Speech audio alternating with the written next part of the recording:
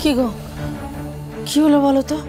হ্যাঁ, মেয়ে দুটো ওরকম দরজা বন্ধ করে ঘরের মধ্যে বসে রইলো কেন? কি করে বলি বলো তো? আরে তাছাড়া তো আমি তো শুনলাম যে বোনেরা খেলায় জিতে গেছে, তাও এরকম থমথমে মুখ করে হুড় করে ঢুকে গেল। আচ্ছা, আবার কোনো ওই সমস্যা হলো না তো? সমস্যা? হে ভগবান, হে ভগবান, তুমি দেখো, তুমি দেখো আবার নতুন কোনো বিপদ না আসে। এত বড় একটা মিথ্যে কথা তুই কি করে বললি? এত বড় একটা দোষ করার আগে তোর একবারও মনে হলো না যে এর ফল কি হতে পারে? দোষ? কিসের দোষ? কি দোষ করেছি আমি? হ্যাঁ, আমি মিথ্যে প্রেগন্যান্সির কথা বলে রাহুলকে বিয়ে করেছি, কিন্তু এই দোষের কি আছে? আমি যা করেছি বেশ করেছি। দিদি, তুই কতটা নির্লজ্জ, কতটা নির্লজ্জ তুই! তুই এত কিছুর পর জোর গলায় বলছিস তুই বেশ করেছিস? বোন, বোন শান্ত হ। একদম আমাকে ছাড় দিদি। তুই আমার কথাটা শোন, বিশ্বাস কর, আমি বাধ্য হয়ে মিথ্যে কথা বলেছি, একটু বিশ্বাস কর। তুই তো জানিস ওই মোমেন্টে দাঁড়িয়ে সবাই আমাকে ভুল বুঝছিল, আমাকে মিথ্যাবাদী বলছিল, তা আমি তো তখন কোনো মিথ্যে কথা বলিনি। আর মা তো আমাকে জোর করে ওই সঞ্জয়ের সাথে বিয়ে দেওয়ার চেষ্টা করছিল। শুধু কি তাই, পাড়ার লোক বাড়িতে চড়াও হয়ে গায়ে হাতও পর্যন্ত তুলেছে। এগুলো কি করে মেনে নিতাম আমি? বোন, তুই তো জানিস বল যে আমি রাহুলকে ভালোবাসি। রাহুলের সাথে কাটানো ওই 4টে দিন আমার লাইফের বেস্ট মোমেন্ট ছিল। প্রত্যেকটা মোমেন্ট আমি সারা জীবন মনে রাখবো। বিশ্বাস কর, আমি রাহুলকে মন প্রাণ দেহ সব কিছু দিয়ে ভালোবেসেছিলাম। আমি কি করে জানবো আমাকে বিয়ের প্রতিশ্রুতি দিয়ে এইভাবে অস্বীকার করবে? আর যখন সেটা আমি জানতে পারলাম তখন মনে গেল সব শেষ। আমি হেরে গেছি, সবটা হেরে গেছি আমি। অপূর্ব! আর সেই হেরে যাওয়া বাজি জিততে তুই একটা নতুন খেলা সাজালি। ওরকম একটা নোংরা অসভ্য ছেলেকে বিয়ে করার জন্য এত বড় একটা মিথ্যে বললি দিদি। আরে যে ছেলেটা নিজের দাদার সাথে বিয়ে ঠিক হওয়া মেয়েকে নিয়ে মণ্ডপ থেকে পালিয়ে যেতে পারে, যে আরেকটা মেয়েকে বিয়ের প্রতিশ্রুতি দিয়ে ভালোবাসার নাটক করে ঠকাতে পারে, সে তোকে ভালোবাসবে? যে দাদাকে ঠকাতে পারে সে তোকে ভালোবাসবে, এটা তোর মাথায় এলো কি করে? আর আমি তো একটা কথা কিছুতেই বুঝতে পারছি না, যে মানুষটাকে মিথ্যে কথা বলে জোর করে কাছে পেতে হয় তার সাথে তুই সারাটা জীবন কি করে থাকবি? পারবো, আমি ভুল মানুষকে ভালোবেসে বিয়ে করেছি তো ঠিক আছে, যেভাবেই হোক আমি তার সাথে ভালো থাকতে পারবো আমি। একদম ন্যাকামো করবি না, একদম ন্যাকামো করবি না। তোকে আমি ছোট থেকে চিনি, কোনটা তোর আসল কান্না আর কোনটা লোক দেখানো কান্না আমি খুব ভালো করে চিনি দিদি। আর এখন এই কুমিরের কান্না কেঁদে কি লাভ বল, কি লাভ? তোকে তো আমি পই পই করে বারণ করেছিলাম এই বিয়েটা করিস না, করিস না, করিস না। শুনলি আমার কথা? জোর করে চলে গেলি বিয়েটা করতে। আর সঞ্জয়দার সাথে তুই ওটা কি ব্যবহার করলি? সঞ্জয়দা আসলে জেনে গিয়েছিল তুই অন্যায় করছিস। তুই জোর করে মিথ্যা কথা বলে রাহুলকে বিয়ে করতে চাইছিস, আর সেটাই ও সেদিন বলতে এসেছিল, তাই তো? আর তুই কি করলি? ওকে অপমান করলি, ওকে চড় মারলি, দুশ্চরিত্র অপবাদ দিয়ে ওই বাড়ি থেকে বের করে দিলি। তুই এতটা খারাপ মানুষ কবে হয়ে গেলি দিদি? আমি তো ভাবতে পারছি না, আমি এই তোর জন্য এত লড়াই করলাম, সবার বিরুদ্ধে গিয়ে দাঁড়ালাম, ঋদ্ধিমান বাবুকে প্রায় জোর করলাম তোরা রাহুলের বিয়েটা দিতে, আর যার জন্য এত কিছু করলাম সেই তোর মা হওয়াটাই মিথ্যে। আমার না এখন নিজের হাত কামড়াতে ইচ্ছে করছে, নিজের ওপর রাগ হচ্ছে। কেন আমি ঋদ্ধিমান বাবুকে বললাম যে তোদের বিয়েটা দি? উনি এখন সবটা জানতে পারলে আমাকে কি ভাববে? তুই কি বুঝতে পারছিস তুই কত বড় অন্যায় করেছিস? কোনো ধারণা আছে তোর সবটা জানাজানি হলে কি হবে, কি ফল হবে?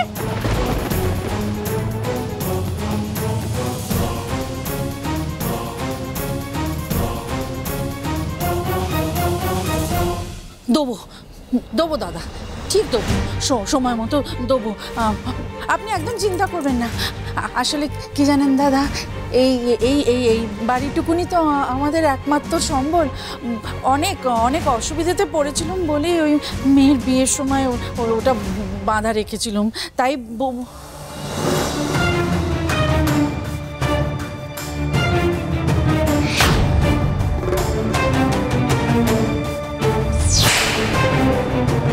না না না না না না দাদা, আসবেন না, দোহাই আপনার। এখন আপনি মোটে এদিকে আসবেন না। কি জানেন, আমার মেয়ে জামাইরা সবাই এখানে এসে রয়েছে তো। হ্যাঁ, না, সবাই যদি জানতে পেরে যায় যে আমি আপনার কাছে আমার এই বাড়ি বন্ধক রেখেছি, তো সর্বনাশ হয়ে যাবে। তাহলে আমাদের মান সম্মান সব চলে যাবে। দাদা, পায়ে পড়ি আপনার, দোহাই আপনারা আসবেন না দাদা, আসবেন না। আমি দিয়ে দেবো, দিয়ে দেবো, দিয়ে দেবো। কটা দিন, আমাকে কটা দিন সময় দিন দাদা, আমি সব টাকা দিয়ে দেবো, দিয়ে দেবো। তাহলে এই ব্যাপার সবটা জানতে হচ্ছে আমাকে।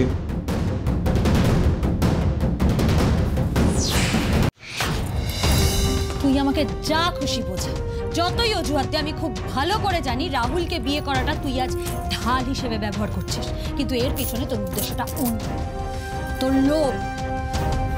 এই বড়লোক বাড়ির বউ হওয়ার লোভই তোকে শেষ করে দিল, তোর এই নেশা তোকে শেষ করে দিল, তাই নাকি? এই লোভ শুধু আমার রয়েছে, তোর নেই? বেশ, তোর দিমান সিংহরাকে ফাঁসিয়ে বিয়ে করেছিস, এখন তো বুক ফুলিয়ে ঘুরে বেড়াচ্ছিস। আমি ভুল করলে সব দোষ আমার হয়। আর তোর আসলে কি বলতো প্রবলেমটা, আমি না তোর মতো সহজে যে থাকতে পারি না, ওই নাটকটা হয় না আমার।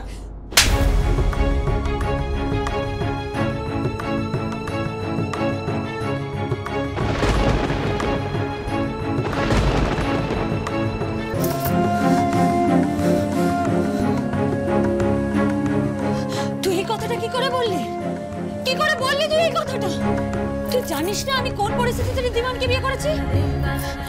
তোর ভুলের মাসুল দিতে। আর সেই মাসুল আমি আজও দিচ্ছি, প্রতি পদে অপমানিত হচ্ছি ওই বাড়িতে। তুই বলছিস আমি ওকে ফাঁসিয়ে বিয়ে করেছি? ছি! আমারও তো কষ্ট হয়, প্রত্যেকটা মোমেন্টে কষ্ট হয়, মনে হয় মরে যাচ্ছি প্রত্যেকটা মোমেন্টে। বিশ্বাস কর, এই সব কিছু ভেবে আমারও খুব খারাপ। হ্যাঁ, আর খারাপ লাগার মাঝে তুই আমাকে অপমান করতেও জানিস। যাকে আমার কথা বাদ দে, বা নিজের কথা ভাব। শোন, সত্যিটা না ছাই চাপা আগুনের মতন, যতই চাপা দেওয়ার চেষ্টা কর কোনোদিনও চাপা থাকে না। আর এই সত্যিটাও চাপা থাকবে না। একদিন না একদিন এই সত্যিটা সবার সামনে আসবে। কিন্তু ততদিন তো আমি অপেক্ষা করে বসে থাকবো না, আর তোকেও এই মিথ্যে নাটকটা আমি চালিয়ে যেতে দেবো না। বাবুকে আমি কথা দিয়েছিলাম যে এই বিয়েটা দিয়ে উনি পস্তাবেন না, তাই ওনাকে সত্যিটা জানানোর দায় আমার। আমি ওনাকে সত্যিটা জানাবো, তারপর যা সিদ্ধান্ত নেবার উনি নেবেন। না না না না না, তুই ছাড় আমাকে। করতে পারিস? পারি, 100 বার পারি। না পারিস না, আমি হাত জোর করছি তোর কাছে, আমার কি বিপদ? তুই ছাড় আমাকে, আমি অনেক ভুল করেছি তোর জন্য, আর করতে চাই না। আমি তোর পায়ে পড়ছি, প্লিজ করিস না। ছাড় আমাকে দিদি, সময় দে, একটু সময় দে আমাকে। আমি আগে রাহুলকে বলি, তারপর তুই তাকে ইচ্ছে তাকে বলিস। দেখ, আমাকে রাহুলকে আগে বলার সময়টা অন্তত দে, না হলে সব শেষ হয়ে যাবে, সব সর্বনাশ হয়ে যাবে। আমি তোর কাছে হাত জোর করছি, ভিক্ষা চাইছি তোর কাছে, প্লিজ প্লিজ আমাকে একটু সময় দে, প্লিজ একটু সময় দে আমাকে, প্লিজ। বেশ, দিলাম তোকে 24 ঘন্টা সময়। নে, তুই 24 ঘন্টা সময় নে। কিন্তু তার মধ্যে হয় সত্যিটা তুই সবাইকে জানাবি, নাহলে আমি জানাবো। আর সবার সামনে সত্যিটা বলবি তুই, সবার প্রশ্নের উত্তর তুই দিবি।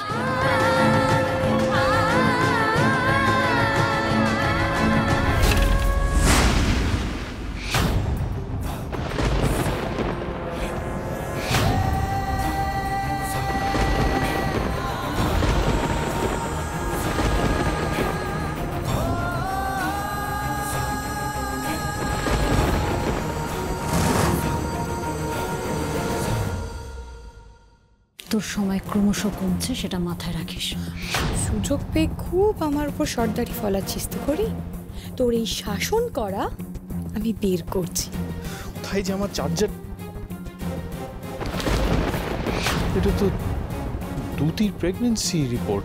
এটা খুনির কাছে কি করছে?